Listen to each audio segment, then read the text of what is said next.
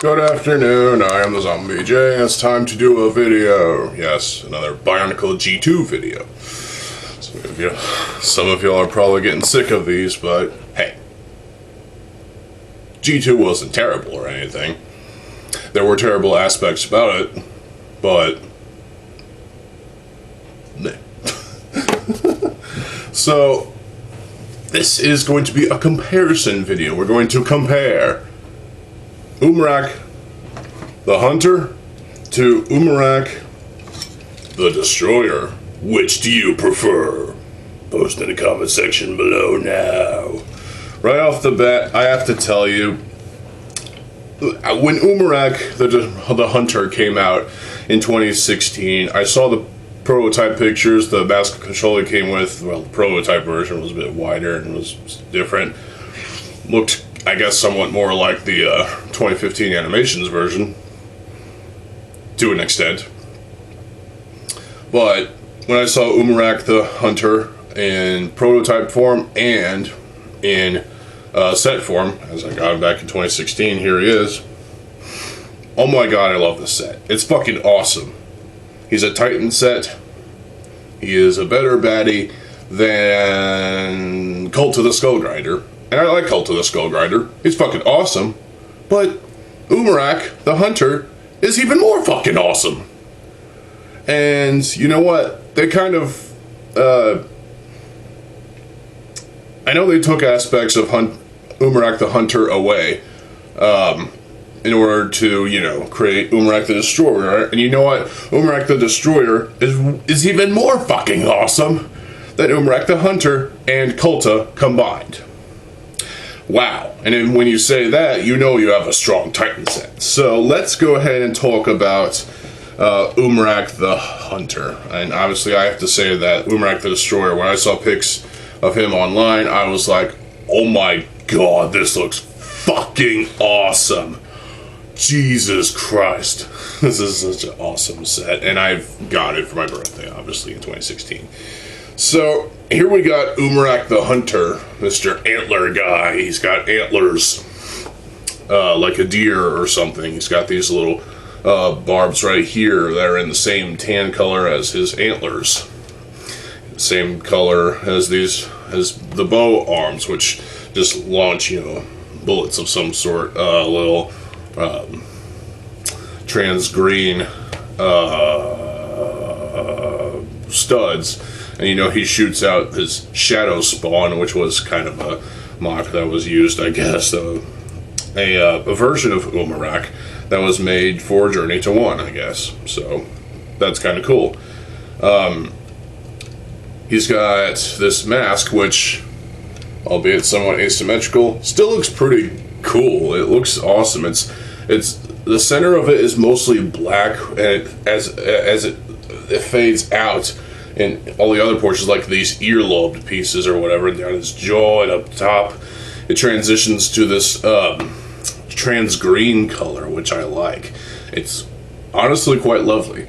Obviously, the head, the eye stalk is trans orange, and it's cut down from the original one from 2015 because they knew they fucked up with the function. Because especially with a character with horns like this, you can easily pop off the mask by doing that.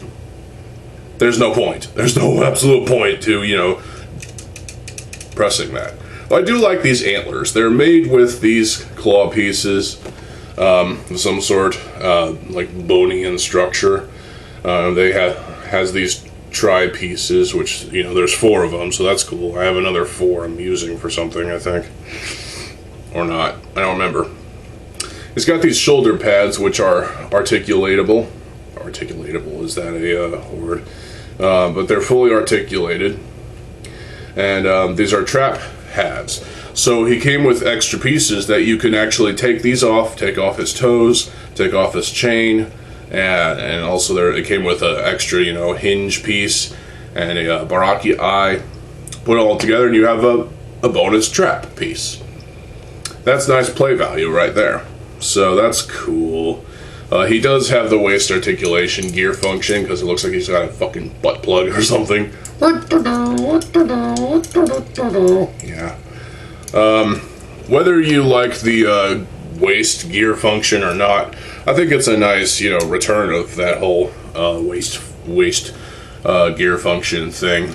Kind of like what with Makuta from 2003 or the Matoran design from 2003. It's cool. The chest armor piece is obviously that's the skull villain ribcage thing, but in trans green. Also has that. This, I guess, some sort of bear claw looking thing with some other stuff. There were errors when printing this. One of the little green bits on his chest would be non-existent, or some other color, I think. And so, luckily, this version I have, which was my actual version, had both. I think it was just, it was one of those weird things that tend to happen every now and then. Lego has misprints of everything, it seems. He has the Unity piece on here, which you can unite him with a creature. All the creatures, they look stupid on him, but let's be honest. The torso has the 4 long black armor shell on here, which he has an abundance of. There's like 5 of them here. 5 long in black as well. A lot of black parts in here, including, Technic beams and stuff, and shaft. Brown parts as well. He's got black fists. He's got all these barbs right here in dark red of some sort, which kind of give him a different look. Kind of make him look kind of spiky and evil. He's got those on his ankles as well. He's got these toes, he's got these feet, he's got ankle articulation, back linkage. He does have the chicken leg design type of thing, kind of predatory in a way, with the Hordika necks, as well as these Technic pieces, the L bracket thing, whatever you want to call them. The Borak eyes in dark red, that's nice to have. Friction adders, of course, and these bone pieces in gray. He does have a sword that he can use as well, and he also has, I guess, extra ammo for his blaster, but I always saw this as some sort of medallion that he could use to control the creatures at his will. Which, is a nice concept, a better concept than, extra fucking ammo. I mean, seriously. He does have the trans green bone piece, which I like this piece in that color. It's great.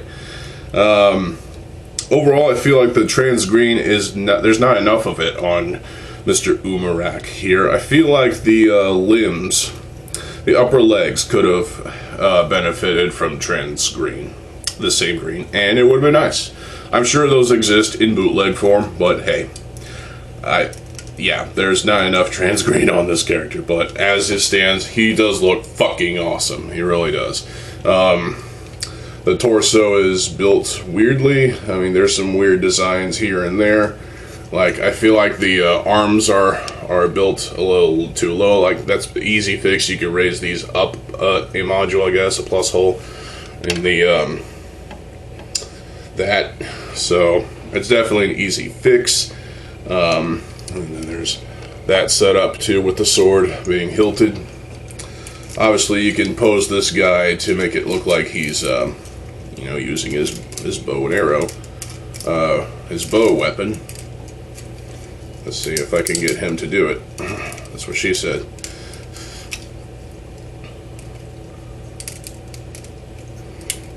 Hordes of Chaos. Yep, there we go. That's about as close as we can get. So you can definitely get him into some dynamic poses with his bow launcher, shadow spawn launching thing. Because, the shadow spawn are his spawn, which, don't think about it too much. Well, that sucked. His legs move down like that. I like how his legs are constructed. They look great. Kneecap, obviously, that's that. And obviously, the The feet can go that way, they can go this way, that's about it. It's pretty limited, honestly.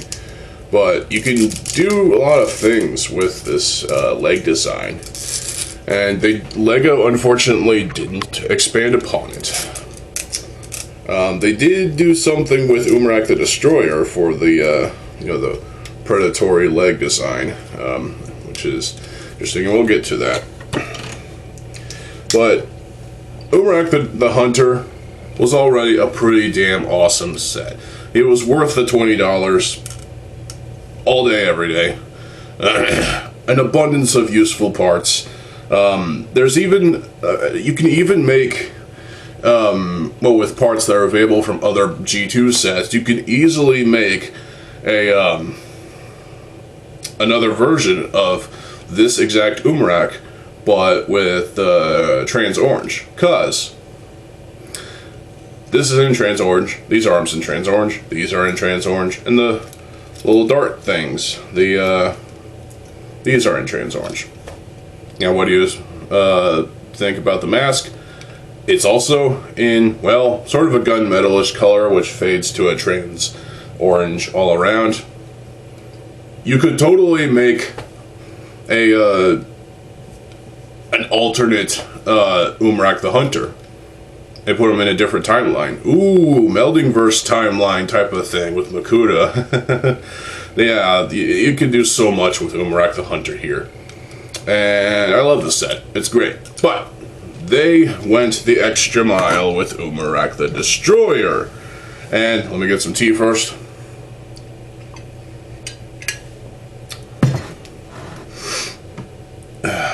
And once he put on the mask of control, he got corrupted. Makuta took over. And, well, the result is a big monster titan guy for $30, and it was well worth the $30. Story time, though. When I got this set, and I took it back to my grandma's house, because I was with my grandmother at the time. Something's wrong here. Hang on. I took out the parts, I built the set. Unfortunately, there was something missing, and that was the stickers. There was a sticker sheet missing. Thanks, Lego. Fuck you. Well, we ended up taking the set itself, built, to the Toys R Us that was still there at the time. And we didn't exchange the set. We actually asked to, take a sticker sheet from another Umarak the Destroyer, because I was happy that this was built. I wasn't going to take it the fuck apart. So, I love what I see. I didn't want to take it apart. So, I got the sticker sheet, and, well, this sticker, these two stickers on this big, wide torso chest armor thing, which is on ball joints, so you can move it up, I guess. But it looks ghastly. It looks, quite evil, I guess you could say. He does have a lot of this infected, I guess, trans yellowish colored stuff, to where Umarak the Hunter had trans green, I guess you could say Applejack's green or whatever the fuck you want to say, to this corrupted version of green, and it looks pretty monstrous. Speaking of monstrous, take a look at these giant claws. You can take these Borak eyes, which I guess act as like pinkies, I guess you could say. I think these are dusty. And you can open up the claws so he can grab you by the never mind. By the neck and strangle you. And yeah, he also has this bone piece. He has these friction adders. He has this crystal armor piece. His hands are very built up and technique-y because he has gears right here. He has these claws. He has, well, the grand total of 3 of these. Trans-infected, greenish, yellowish rib cage pieces. 2 for his hands, and one for the torso. But there's another rib cage, and it's gunmetal, and it's on his back. Kind of complete the whole rib cagey look, you know. And it works. I think it works. Don't you think it works? Because I think it works. Umarak the Destroyer looks pretty fucking kick-ass. He does have these black barbs right here on either hand, kind of to go along with the, you know, the red barbs that are on Umarak the Hunter. The arms are pretty fucking sick. The hands are fucking... Look at this thing. It looks fucking awesome. The legs, the upper legs are nothing special. Obviously, you know, the black 4-long armor piece. So we got downgraded from these upper legs to these upper legs.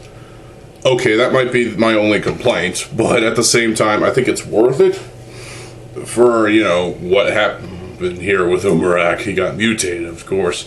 You know, translucent, infected, colored bone pieces, you know, friction adders. So the upper legs, pretty basic.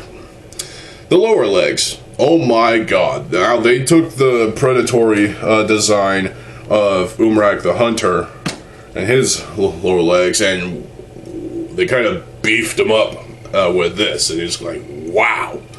So first off, he has a kneecap, which is the Borak eye. He has a Borak eye right here. He has Borak here. He has these Technic beam angular pieces. Still has the whatever those are, the Hortica necks. He does have 2 more of these for, you know, back support.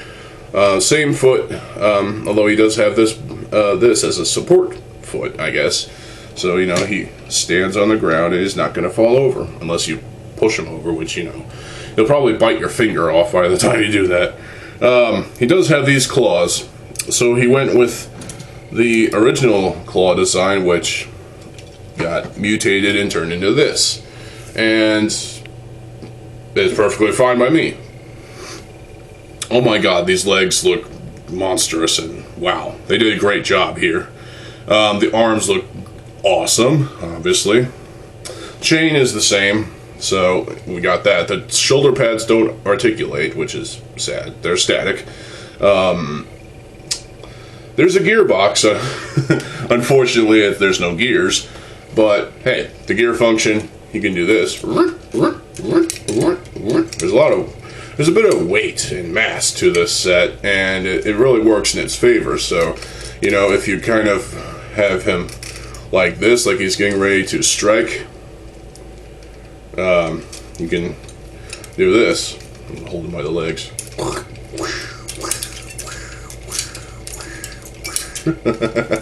It's so fucking brilliant. This is the best Bionicle Titan set from G1. I mean G2, sorry. Well, G1 has some great Titan sets. It really does. It has better Titan sets than this, actually. But this is fucking awesome for CCBS. Some may disagree. Well, you're wrong. Fuck you. We got these, I guess you could say those are extensions of, you know, this big mass right here, which is supposed to be like a big fucking neck extension. In Journey to 1, it was just crystals here and there and whatnot. Well, in the set, we got all this. Glatorian necks, and obviously, you know, that stuff is all built up right there. This can obviously come off for no reason at all. Other ways, or otherwise to show you, yeah, 2 more black, 3 longs. Very dusty, very dusty. One problem is there's a lot of gaps. There's a big fucking gap in his torso, and there's a ball joint there. And there's stuff that's underutilized inside the torso. Come on, guys, you could do better than that. But I forgive, because there's the overall thing is just fucking awesome. The head is the same color as the beast's heads. Being his the trans color that it is here, but he does have the actual, you know, 2015 version of the eye stock, but it's trans orange.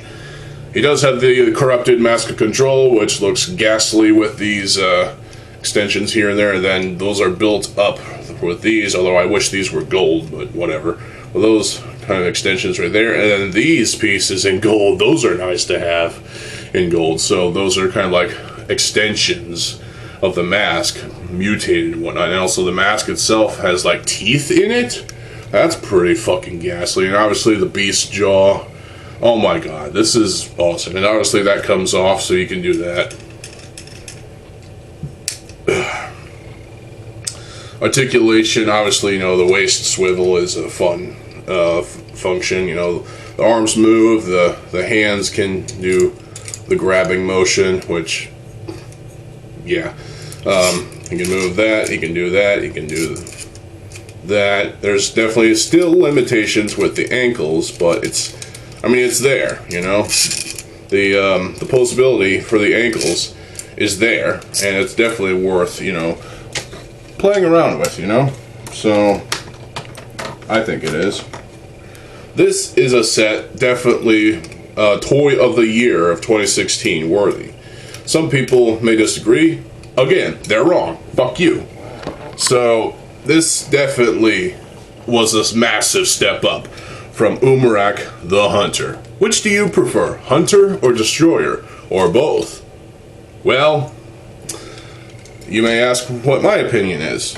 Well, if it isn't obvious already, I like big, dumb, freaking monsters like this guy and other monster creatures from, you know, Bionicle G1. You know, there are other monster creatures that I like from other, you know, stuff besides Bionicle. Also a big fan of mechs and whatnot sometimes. Except for the mechs from Hero Factory. Invasion from Below. Those were fucking horrible, except for the giant Evo mech, which I still want to get so I can build upon it. But while Umarak the Hunter, let me put it this way. Umarak the Hunter was already pretty fucking brilliant. Umarak the Destroyer, while not having the same weapons, while... Okay, yeah, he's definitely way taller.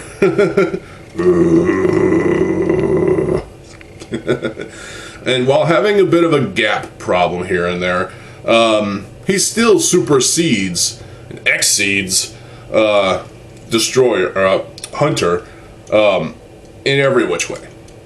Hunter has his problems. Like I said, you could fix that by raising up the Hordikonex, a module, and probably fill in some more gaps here and there.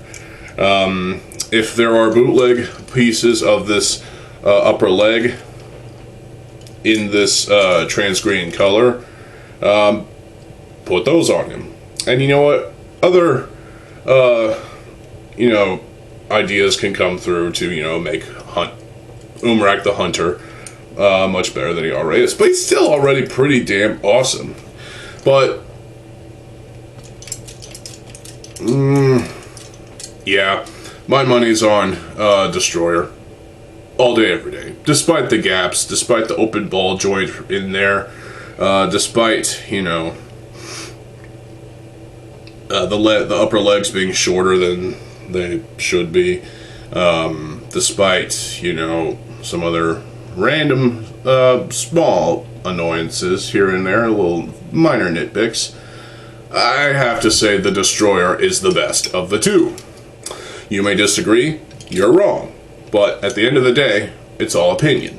So if you prefer Hunter over Destroyer, I'm not gonna, you know, bash you on your opinion, but I will say that both can be equally as good. It's just all personal preference. I prefer Destroyer over Hunter any day of the week. He just looks monstrous and ghastly and evil and just badass. He looks fucking awesome. He looks like he could tear down an entire building. An entire city with massive buildings. This guy is a monster. He's a beast. He is unstoppable. Well, he was stoppable, apparently, in Journey to One, but that's another story for another day. Hunter, he hunts. Destroyer, he destroys. Get it? Is that the male person? Is that the mailman? I don't know. But yeah. Destroyer is my favorite. My favorite G2 set of all time, besides Golly, Master and Uniter, and those are my favorite Toa sets of the two, you know. But out of the villain sets from G2 that we got, you know, we didn't get Makuta, who would probably be way taller than both of these.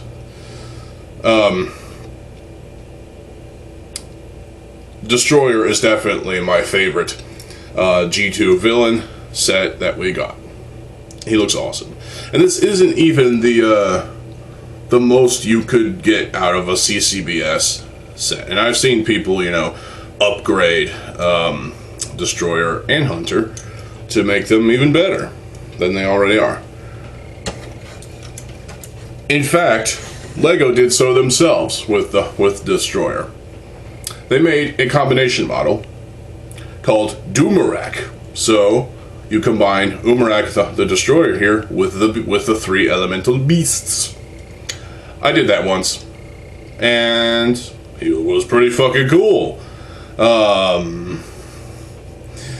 But I honestly gotta go with the main product here, the Destroyer stock, in a stock form. He's fucking awesome. He agrees. There was an alternate combination model for the Umarak thing, which was fine. I thought, well, that's cool. I don't think I got to build it, though, because the instructions, I think it was part of another thing. I don't know. But yeah, Umarak the Destroyer, awesome. Awesome. Yeah. He's the most metal out of the villains we got out of 2016 and 2015. Well, G2 in general.